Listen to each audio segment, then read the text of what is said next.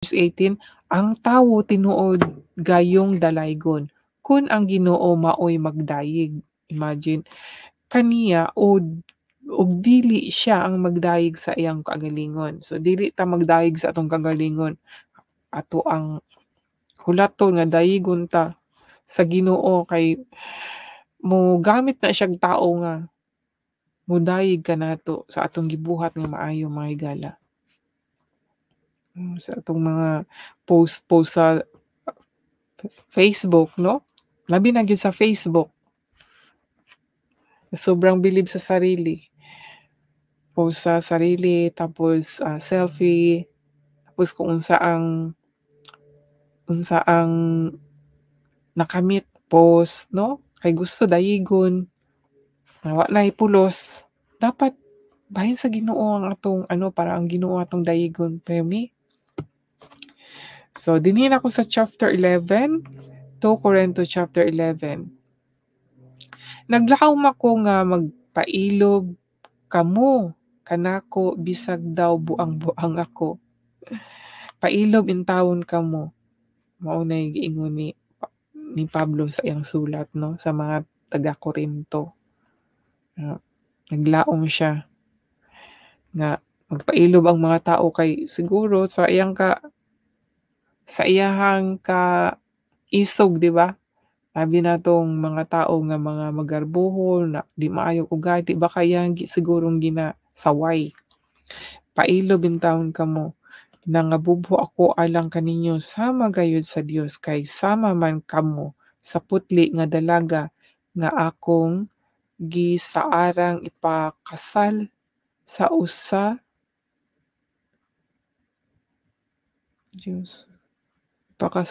usa lamang kalalaki nga mao si Kristo. Oy, nindot ni siya. Nahadlok ako nga masaag ang inyong hunahuna ug biyaan ninyo ang bug-os ug lunsay nga pahigugma kang Kristo. Kaning giingon dinhi nga magpailob ba? Kita maging magpailob man gyud ta, no? Dili ni siya ingong magpailob nga kanang sa tawhanon lang, kundi sa atong batasan magpailob ta sa atubangan sa Ginoo mga higala, no? Dili ta magtaas. Atong sundon, di ba dapat dili ta murag rebuilding nga pagkaanak sa Ginoo, kundi sundon nato siya.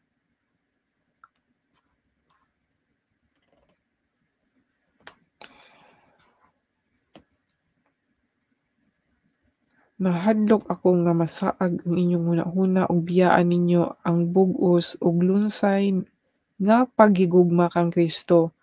Sa samang paagi nga si Eva gipasalaag sa lansis sa bitin.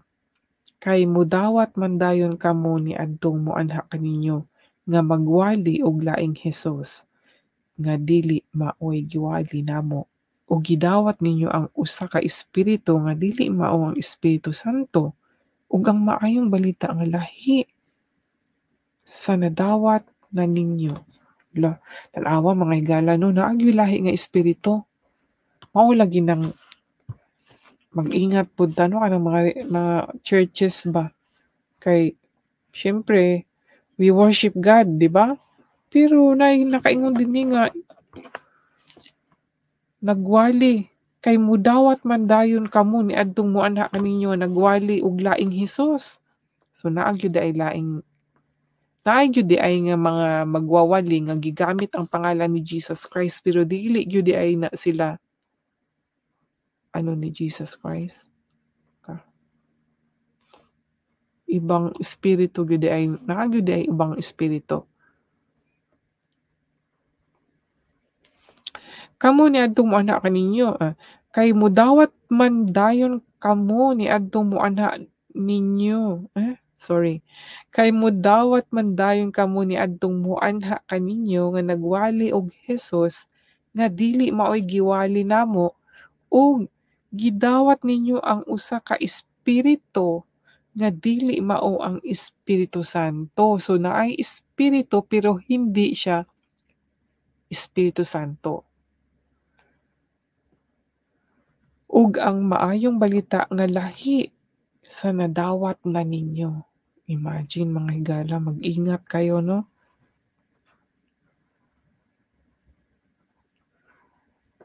Dili man gud nato ni mahibal-an ba, kung wala tay kahibalo sa Bibliya, dili nato mahibal-an kung ang nagwali sa atoang atubangan tinuod ba gud nga, um, alagad ni Jesus Christ.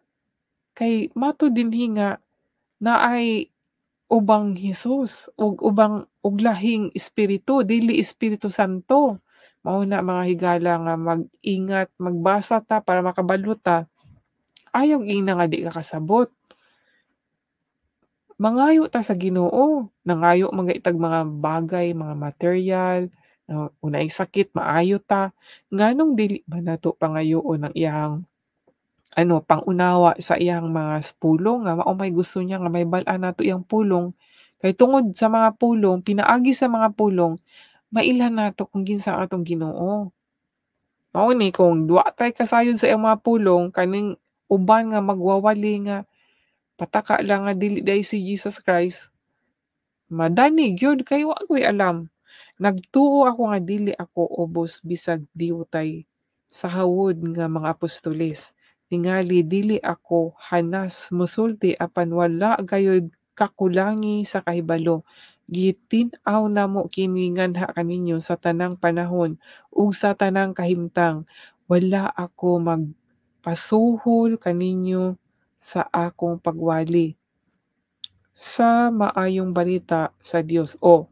Yan yang sinasabi ko po na si Pablo wala siya nag-after og mga financial o mga offering.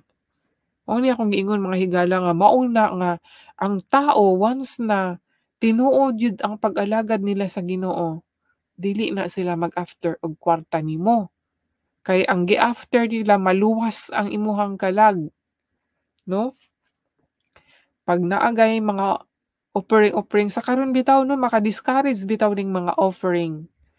Okay man maghatag og offering or mga tithes kung ang tudloon ta nga maluwas ka, itudloon tag maayo ba nga unsaon jud ka maluwas, unsaon ka ma-born again, unsaon nimo makaplagan si Jesus Christ, kanang mga anaw ta nga tudlo. Pero kung tudloan lang ka, magsulti lang og basahan ka unya ano lang, easy analysis, so comprehension tapos after that ano na, mga bigay-bigay na, 'no? Mag-ingat po tayo mga higala, pamalundungi, ano ba tayong ingon nga, pamalandungi pag-ayo. Mao ni giingon ni Pablo nga, "Wala ako magpasuhol kaninyo sa akong pagwali sa maayong balita sa Dios kundili nagpaubos ako aron ipataas kamo. Nasayop ba ako niana? Samtang nag-alagad ako kaninyo, laing simbahan ang nagsuporta kanako. Sama ra nga gikawatan ko sila aron pagtabang kaninyo. Bisan sa akong kawad-on samtang nakig-uban kaninyo wala ako mangayo kaninyong hinabang kay ang mga kaigsuonan nga nangabot gikan sa Macedonia nagpadala man sa tanan nga akong gikinahanglan." Ang tanawa mga higala. Pero maskin 'pag wala siya nangayog hinabang or ma-offering sa pagwali niya ba, naa siya naay nag-support niya 'no? Kay God ang Ginoo di man na magpabaya ang Ginoo. Kabalo siya nga kung naa ka o wala, mutuo ka ba ani mga higala?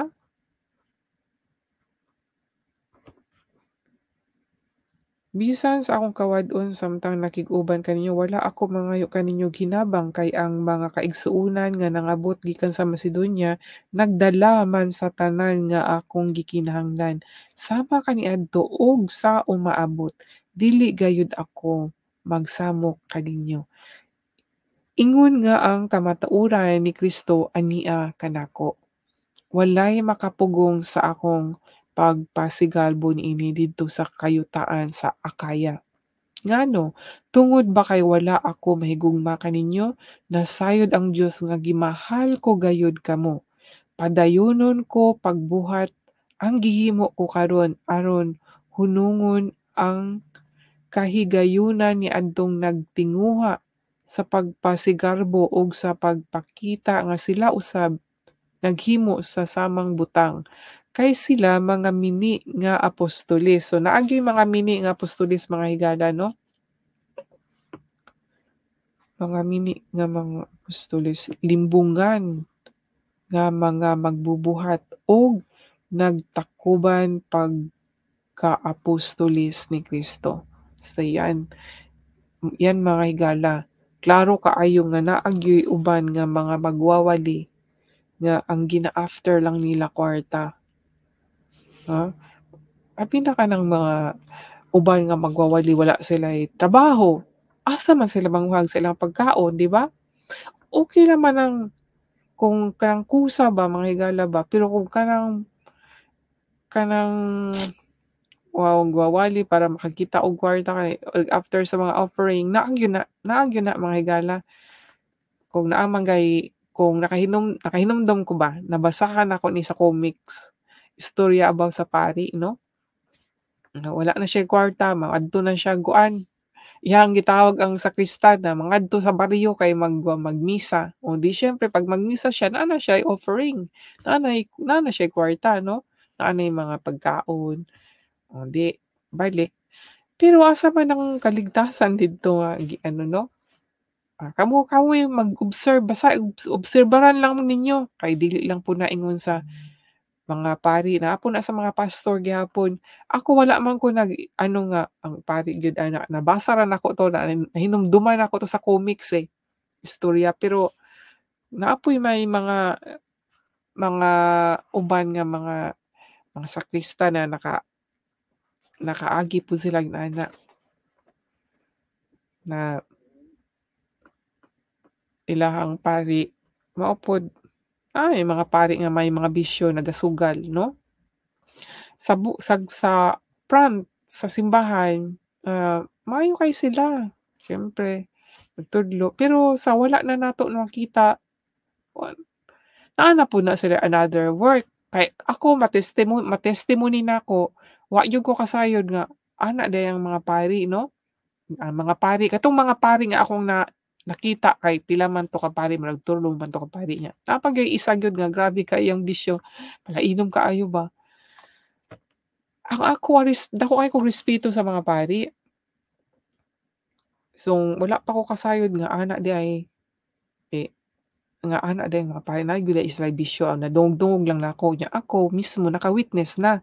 So, 2012 nung naano na ako sa, nagsali na ako ba, nagse-serve kay dinhi sa akong lugar kulang og kanang walay gitarista. So, medyo kabalo man gud ko og mga simple chord. Nag-apply ko sa sarili nako di siyempre naging member na ako kung naami mga ano, event-event or mga something na naa sa sulod sa simbahan 'no, nga kanang wala sa misa ba. So didto nako na-witness nga na mga palainom man dayon ning mga paria oy. Pero wala ako kakita nga nanigarilyo, inom lang. Pero natingala ko nga, hala, ana dayon ning pari, ana ko sa akong sarili kay ako palainom gud ko. Palainom ko nya isa na sa isa na nga bisyo nga gikuha sa kuha sa Ginoo siyempre sa pamamagitan ng Holy Spirit, 'di ba? Dili yun ako ma-stop ng bisyuha kay sige lang ko ingon, "Lord di na ako miinom." Pero inom lang gyapon. Labi na 'pag naay problema, inom, inom. Labi na kung makasulbad ng problema niya, di ka katulog, inom. Nahubog na lang, nisakit ang ulo, di nisamot na yun, di katulog. Oo na dahan-dahan naano wala ko'y peace of mind kay sa mga problema. So, pero nawala gyud to siya. Dili to ako ang may gusto, ang Holy Spirit jud kay paingon ako nga di na ako last na ako ning inom. 3 years man wa na ako nag-inom. 3 years wa na ako inom. Imagine, parang bigla siya kaagad in 3 years successive everyday di ako inom na samantalang everyday man ako umiinom. So, nung nakita ko, natingala ko, hala Ani daymi, nganong miinom man sila nya ako giwala man sa kuha, ayaw man sa Ginoo nga moinom ko, 'di ba? Nya ano sila nagainuman nga sila man ang magtudlo og dapat sa mga tao nga dili ta mag-inom, kay dili na siya maayo, magpahubog ang sa Bible man ang giingon nga dili magpakahubog, no wala man giingon nga di ka mainom. Pero kung ikaw gyud nga ang gusto gyud sa Ginoo, sa pinaagi sa Holy Spirit, siya gyud makabaybalan gyud nimo katong mga panahon nga nganong wala na ko nag-inom, kay natima na ako ang naanuhan nga nagsimba mi ato, pa-Holy Week 'to siya nya gi-invite nako akong duha ka higala dinhi, nga maay kay niuban pud sila nako. Pagkahuman namong simba, nangadto mi sa kanang kainan nga naay inuman, didto mi magsimba, ana man gyud ta no mga Katolik, magsimba so banding-banding kay labi na dinhi sa amoang lugar, walay walay time na mag-bonding everyday so ato lang na panahon say once a week or minsan wala pa ngang once a week, once a month. So 'pag magkita naay mga uban pilang inom-inom gyud. So nung time na yon 2012 kasi dun starting pa lang ako, eh, so hindi ko pa talaga alam, dili pa na ako kabalo nga tawag na daay ko sa Ginoo, iya na daay kong ano ba nga, "Dili na ka mag-inom ani." Wala wala ko niya wala speak sa kuha, "Di na ka mag-inom," pero na-feel nako kay katong nag-inom ko misakit ang akong tiyan. So natingala ko nga kaisa pa lang naman ko ka baso nga beer og kalahati, sakit naman kay akong tiyan niya sila daghan na kay nagulat